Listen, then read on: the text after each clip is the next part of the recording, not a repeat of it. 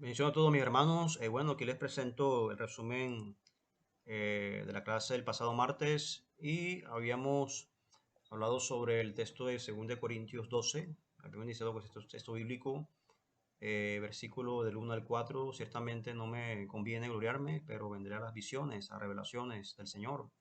Entonces Pablo dice que él conoce de un hombre en Cristo que hace 14 años, el cuerpo no lo sabe, Dios lo sabe, fue arrebatado hasta el tercer cielo y conoce tal hombre, el cual fue arrebatado del paraíso donde oyó palabras inefables que no le es dado al hombre expresar. Entonces, obviamente Pablo está hablando aquí en segunda persona y se refiere como tal al mismo. Él tuvo esta experiencia, tuvo esta visión, pero sin embargo Pablo humildemente no se vanagloria por esta experiencia. Sin embargo, en estos tiempos vemos personas que se dan ínfulas, se vanaglorían diciendo que fueron al cielo, fueron al infierno, cuando esto es algo muy delicado y de esa forma Pablo como tal no lo toma como un protagonismo, sino como de una forma humilde comenta de esta experiencia.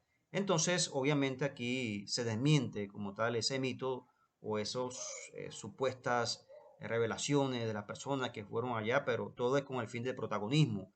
Y de esa manera son aspectos por los cuales, digamos, eh, de pronto Dios a algunas personas les permite tener esta experiencia, esta visión, pero digamos no a todos como tal. El problema es que si a uno le pasó, todo el mundo entonces tiene visiones de esta y no es así.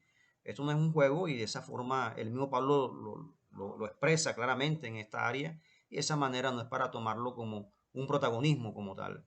Pero bajo esta premisa, este concepto, dice a cualquier hombre, no le es difícil comprender este tipo, digamos, de palabras inefables a ningún hombre les dado a conocer como tal, o expresar, eh, y que obviamente está allí plasmado en las Sagradas Escrituras. Entonces, hay que tener mucho cuidado con este tipo de pensamientos que se predican en estos tiempos, para de esa manera no ser engañados o arrastrados por diferentes vientos de doctrinas. También hablamos sobre el antropoformismo de Dios y la teofanía.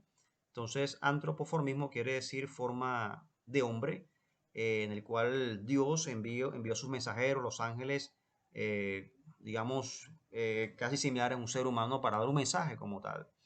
Digamos, a diferencia de Jesucristo que vino en forma de hombre, pero ya estamos hablando de la hipóstasis, la unión hipostática de Dios. ¿Qué es hipóstasis? Quiere decir de que tanto el Hijo como el Padre tienen la misma sustancia.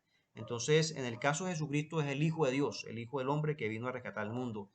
Para Jesucristo no se aplica el antropoformismo. ¿Por qué? Porque el antropoformismo solamente era mensajero que Dios enviaba a los ángeles, pero los ángeles no tienen la sustancia del Padre, no tiene la esencia del Padre. A diferencia de que el Hijo del Hombre, Jesucristo, sí, como tal, estando en forma de hombre, tenía la misma sustancia de Dios, la misma sustancia del Padre, el Dios hecho hombre.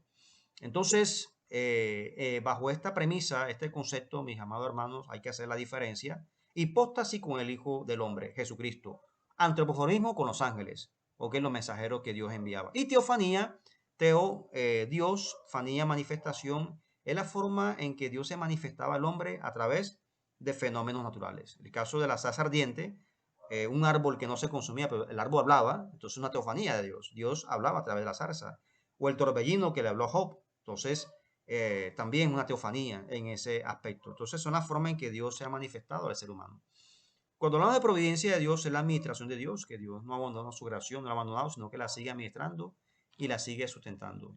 Jesús le dijo: amarás al Señor tu Dios con todo tu corazón y con toda tu alma y con toda tu mente. Hay que conocer a Dios con el corazón, la conciencia, conocerlo con el alma, las emociones, pero también con la mente. Hay que estudiar a Dios también.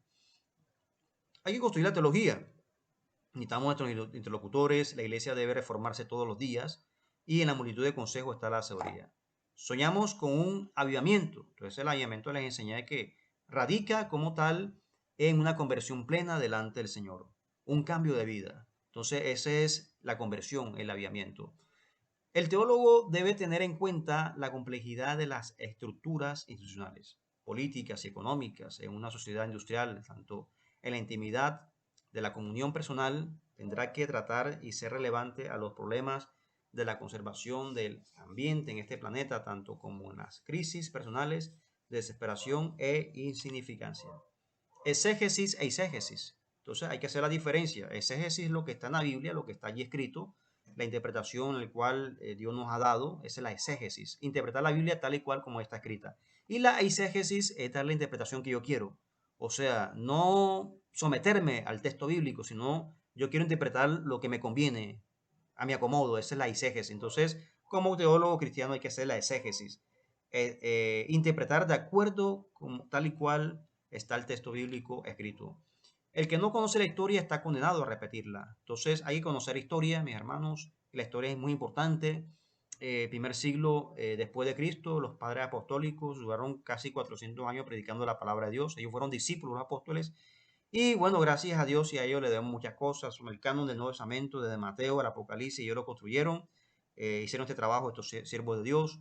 También la doctrina de la Trinidad, ellos la formularon también. Entonces, la construyeron y 15 años trabajando para que hoy nos llamemos cristianos trinitarios. También le debemos esto a ellos. Periodo medieval, cuando nace la Iglesia Católica, del siglo V al siglo XVI, dura este periodo medieval y más posteriormente la Reforma Protestante después del siglo XVI.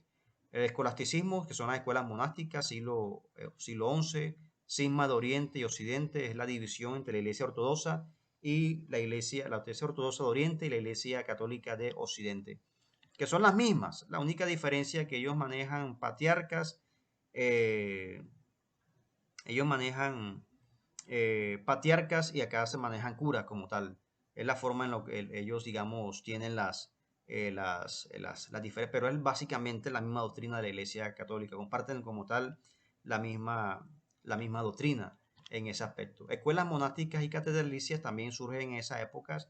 Lo que habíamos hablado de las horas cátedras que dictan las universidades viene obviamente con base a esa terminología. Posteriormente viene la historia de la Reforma Protestante con Martín Lutero, que fue en Alemania, Juan Calvino en Francia, Ulrico Zwingli en Holanda. La posreforma siglo XVIII después de Cristo, surgieron unos predicadores como Juan Wesley, de Le Moody, Charles Finney, y la teología contemporánea, ya el siglo XIX, el siglo XX, que es la teología ortodoxa, que es una interpretación literal, la teología neortodoxa, una interpretación existencialista, la teología conservadora, que tiene que ver, obviamente, la que manejamos nosotros como iglesia, que todo lo que está en la Biblia es palabra de Dios, la teología liberal, donde ellos plantean de que la Biblia tiene muchos mitos, leyendas, y de esa manera, y algunos de ellos dicen que Jesús no se levantó de los muertos, ni en la resurrección de Cristo, y la teología narrativa, que es una teología comunista, básicamente, y miran a Dios, un Dios lejano, no cercano como tal al hombre, el ser humano. Y bueno, la tarea para la próxima clase es investigar sobre Immanuel Kant, el filósofo Immanuel Kant. Entonces, vamos a investigarlo para la próxima clase. Que mi Dios santo les bendiga.